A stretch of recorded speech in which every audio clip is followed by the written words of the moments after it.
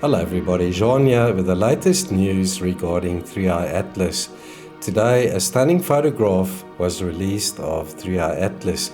The team consisting of Jäger, Rhemann and Prosperi took this photograph earlier today, and it shows a rather interesting development. This is the same team that photographed 3i Atlas way back on the 7th of September 2025. One of the best photographs of 3i Atlas we've seen to date. I'll include the link to the source page in the video description, so you can go check this out for yourselves as well. So earlier today, Michael Jäger released this photograph that they took of 3i Atlas. At the time of the exposure, the comet was 7 to 10 degrees above the horizon. At the end, twilight interfered with the observation, which took place under bright moonlight. We observed from a mountain location. So there's the original photograph downloaded from their Facebook post. So all credit goes to Jäger, Rhemann and Prosperi for this photograph.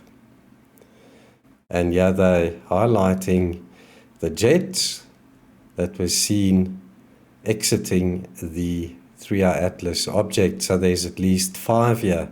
And some of these are anti-tails facing towards the sun, which is rather weird.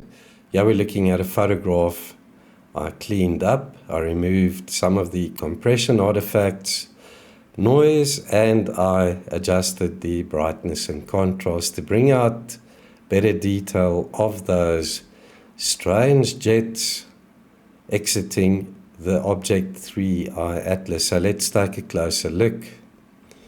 Check that out.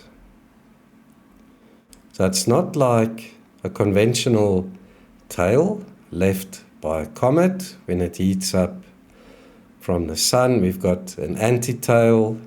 We've got some of these larger separate jets. So could this be ice that is melting because of the sun and then venting out into space? Or are we looking at possible thrusters?